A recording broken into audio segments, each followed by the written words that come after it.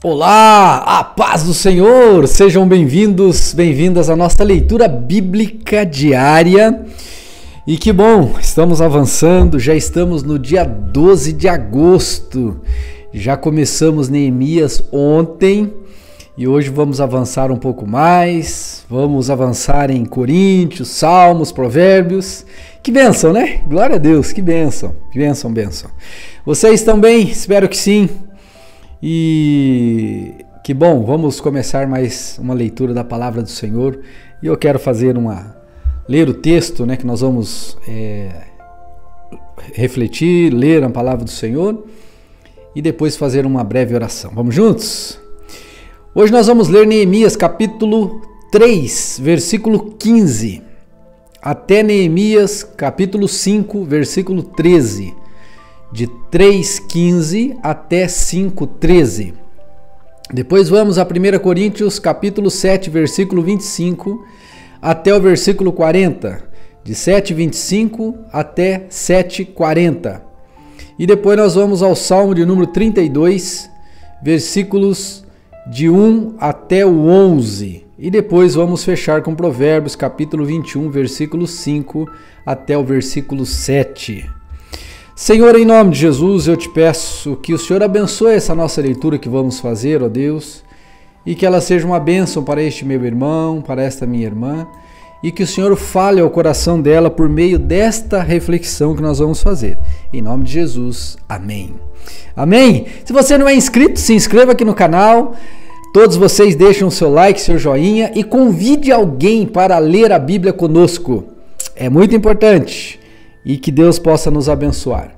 Neemias capítulo 3, versículo 15 diz assim. Vamos continuar, falando dessa restauração das muralhas de Jerusalém, iniciada por Neemias.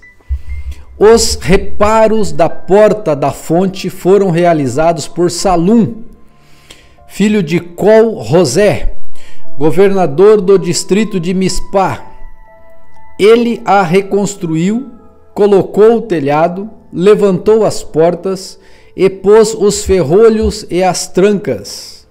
Além disso, consertou o muro do tanque de Siloé, perto do jardim do rei, e reconstruiu o muro até os degraus que descem da cidade de Davi.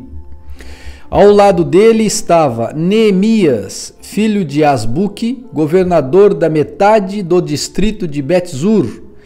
Ele reconstruiu o muro desde o lugar em frente dos túmulos da família de Davi até o reservatório de água e até a casa dos guerreiros.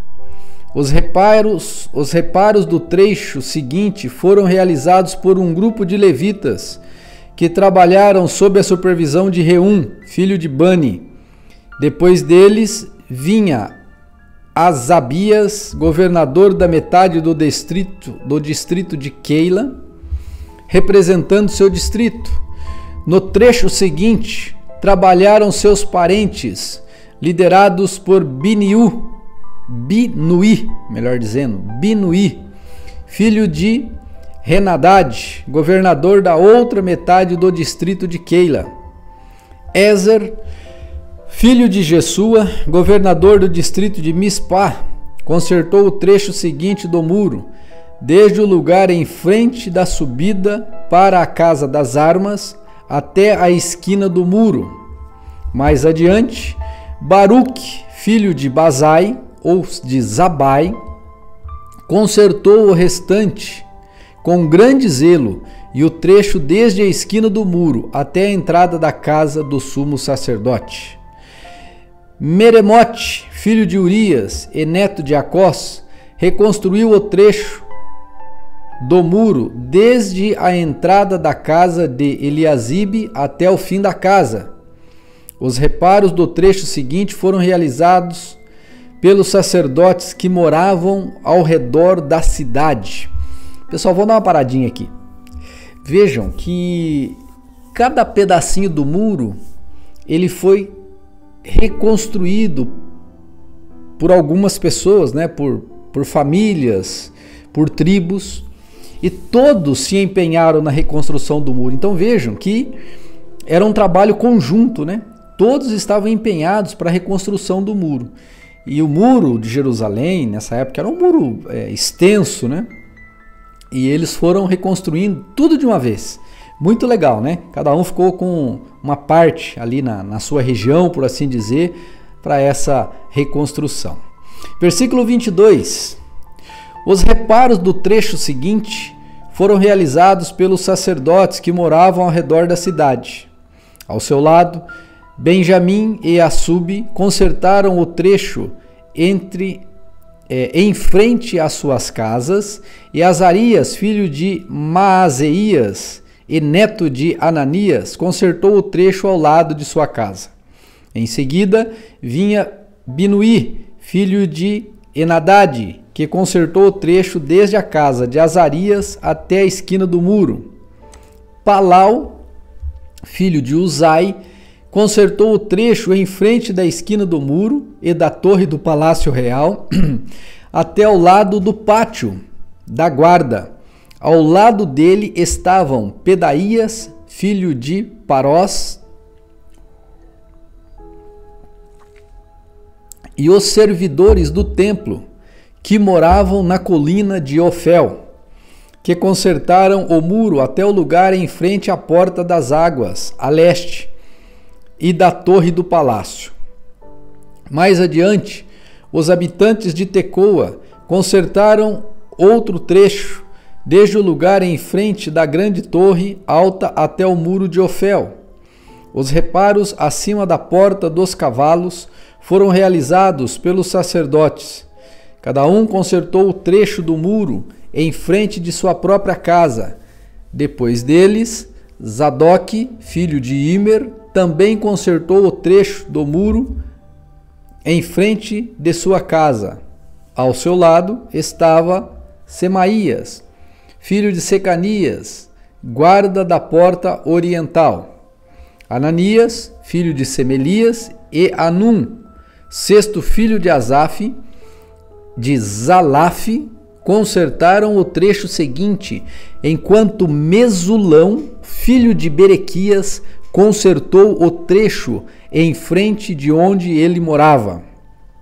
Malquias, um dos ourives, consertou o muro até as casas para os servidores do templo e para os negociantes, em frente da porta da guarda. Então continuou o trabalho até a sala superior da esquina. Outros ourives e negociantes consertaram o muro desde a sala superior da esquina até a porta das ovelhas. Olha, agora vamos entrar numa outra parte aqui interessante em relação a essa construção. Existiam outras pessoas que moravam na região e que não queriam a reconstrução desse muro.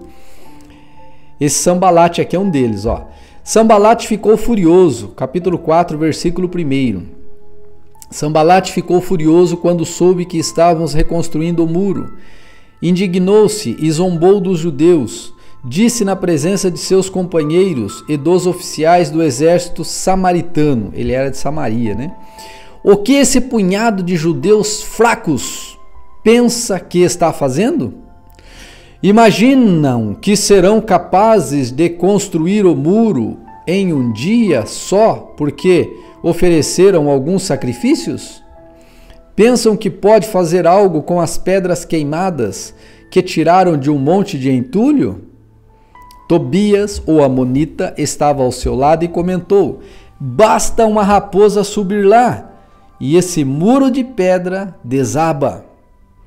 Então, olha só a postura de Neemias. Orei, ouve-nos, nosso Deus, pois estamos sendo ridicularizados.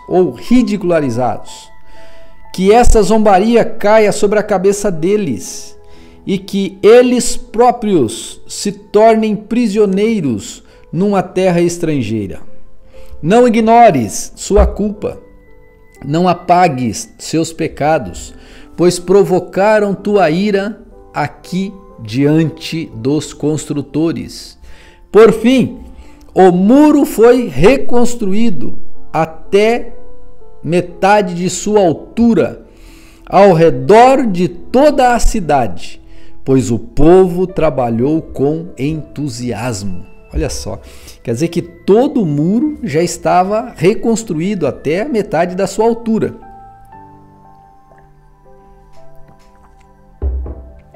Versículo 7.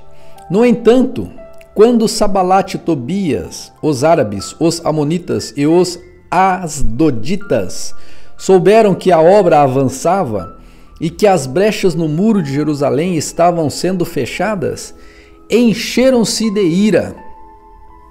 Eles planejaram vir lutar contra Jerusalém e causar confusão no nosso meio. Mas nós oramos a nosso Deus e colocamos guardas na cidade de dia e de noite para nos proteger. Então o povo de Judá começou a se queixar.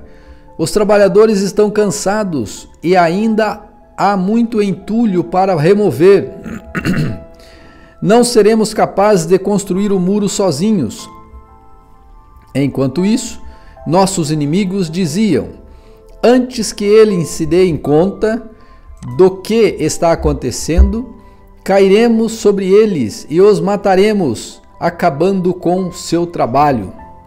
Os judeus que moravam perto dos inimigos nos disseram diversas vezes: eles virão de todas as direções e nos atacarão. Por isso, coloquei guardas armados atrás das portas mais baixas do muro e nos lugares mais expostos. Dividi-os por famílias, para que montassem guarda armados com espadas, lanças e arcos.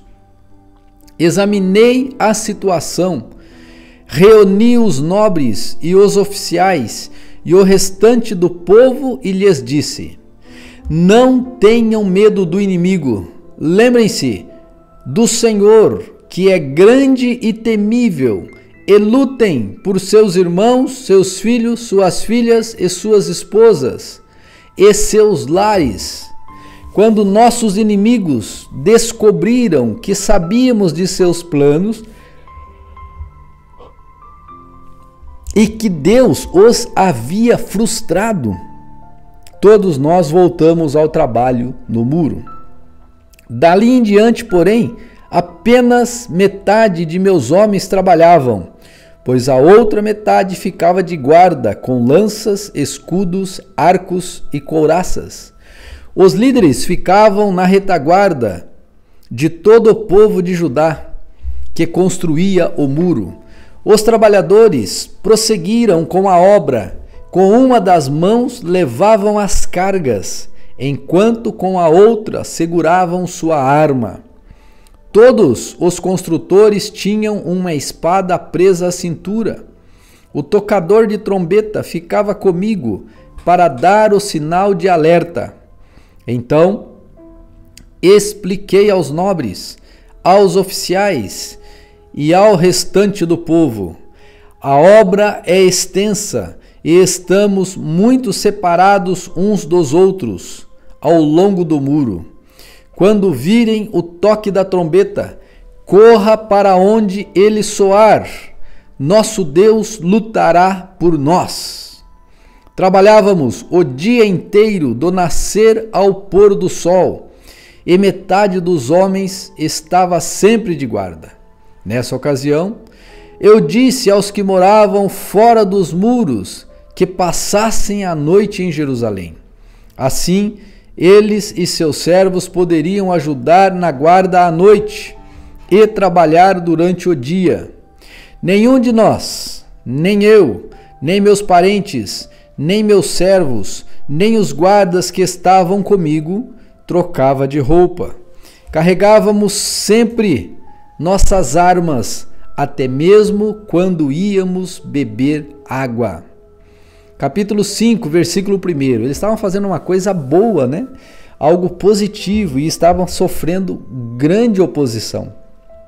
É sempre assim, tá, gente? Quando a gente trabalha, quando a gente luta, os opositores aparecem. Mas você tem que ter a postura de Neemias. Você tem que orar a Deus e lutar, lutar, lutar, lutar, porque a vitória é certa em nome de Jesus.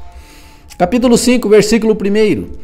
Por esse tempo, alguns homens e suas esposas fizeram um grande protesto contra seus irmãos judeus. Alguns deles diziam: nossas famílias são grandes, precisamos de mais alimentos para sobreviver. Outros diziam: hipotecamos nossos campos, nossas videiras e nossas casas para conseguir comida durante o período de escassez. Outros ainda diziam: tomamos dinheiro emprestado para pagar os impostos do rei sobre nossos campos e vinhedos. Somos da mesma família que os ricos e nossos filhos são iguais aos deles. Contudo, somos obrigados a vender nossos filhos como escravos, só para termos dinheiro suficiente para viver. Já vendemos algumas de nossas filhas e não há nada que possamos fazer, pois nossos campos e vinhedos agora pertencem a outros. Quando ouvi essas reclamações, fiquei muito indignado. Depois de pensar bem na questão, repreendi os nobres e os oficiais, dizendo: vocês estão prejudicando seus irmãos ao cobrar juros quando lhes pedem dinheiro emprestado. Em seguida, convoquei uma reunião pública para tratar do problema. Na reunião, eu lhes disse: temos feito todo o possível para resgatar nossos irmãos judeus que se venderam a estrangeiros, mas agora vocês os vendem de volta à escravidão? Quantas vezes precisaremos resgatá-los? E eles não tinham nada a dizer em sua defesa. Então prossegui: o que vocês estão fazendo não é certo. Acaso não deviam andar no temor do nosso Deus, para evitar a zombaria das nações inimigas? Eu, meus irmãos e meus homens, e os homens que trabalham para mim, temos emprestado dinheiro e cereal para o povo. Agora, porém, deixemos de cobrar juros. Devolvam-lhes hoje mesmo seus campos, seus vinhedos, seus olivais e suas casas. Devolvam também a 100ª parte, os juros que cobraram quando lhes emprestaram dinheiro, cereais, vinho novo e azeite. Eles responderam: devolveremos tudo e não exigiremos mais nada do povo. Faremos conforme você diz. Então chamei os sacerdotes e fiz os nobres e os oficiais jurarem que cumpririam sua promessa. Depois sacudi as dobras do meu manto e disse: que Deus assim os sacuda de seus lares e de suas propriedades, se vocês não cumprirem o que prometeram. Que fiquem sem absolutamente nada. Toda a comunidade respondeu: amém, e louvaram o Senhor, e o povo cumpriu o que havia prometido. Vamos lá agora, 1 Coríntios capítulo 7, versículo 25. Capítulo 7, versículo 25 diz assim: quanto à pergunta sobre as moças que ainda não se casaram, não tenho para elas um mandamento do Senhor. Em sua misericórdia, porém, o Senhor me deu sabedoria confiável, e eu a compartilharei com vocês. Tendo em vista as dificuldades de nosso tempo, creio que é melhor que permaneçam como estão. Se você já tem esposa, não procure se separar. Se não tem esposa, não procure se casar. Se contudo vier a se casar, não é pecado. E se uma moça se casar, também não é pecado. No entanto, aqueles que se casarem em tempos como os atuais terão de enfrentar dificuldades, e minha intenção é poupá-los. Irmãos, isto é o que eu quero dizer: o tempo que resta é muito curto, portanto, de agora em diante, aqueles que têm esposa devem agir como se não fossem casados. Aqueles que choram, que se alegram, ou que compram coisas que não devem se entregar absolutamente à tristeza, à alegria ou aos bens. Eu vou ler esse versículo de novo. Versículo 30. Aqueles que choram, que se alegram ou que compram coisas não devem se entregar totalmente à tristeza, à alegria ou aos bens. Aqueles que usam as coisas deste mundo não devem se apegar a elas, pois este mundo, como o conhecemos, logo passará. Quero que estejam livres das preocupações dessa vida. O homem que não é casado tem mais tempo para se dedicar à obra do Senhor e pensar como agradá-lo. Mas o homem casado precisa pensar em suas responsabilidades neste mundo e em como agradar sua esposa. Seus interesses estão divididos. Da mesma forma, a mulher que não é casada ou que nunca se casou pode se dedicar ao Senhor e ser santa de corpo e de espírito. Mas a mulher casada precisa pensar em suas responsabilidades aqui na terra e em como guardar seu marido. Digo isso para seu bem e não para lhes impor restrições. Quero que façam aquilo que os ajudará a servir melhor ao Senhor, com o mínimo possível de distrações. Se, contudo, um homem acredita que está tratando sua noiva de forma inapropriada e que seus impulsos vão além de suas forças, que se case com ela, como é desejo dele, não é pecado.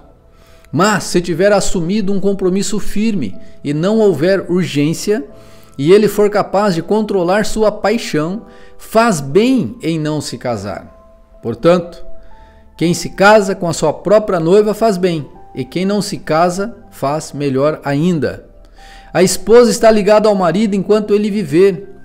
Se o marido morrer, ela está livre para se casar com quem quiser, desde que seja um irmão no Senhor. Em minha opinião, porém, seria melhor que ela não se casasse novamente. Eu creio que, ao dizer isso,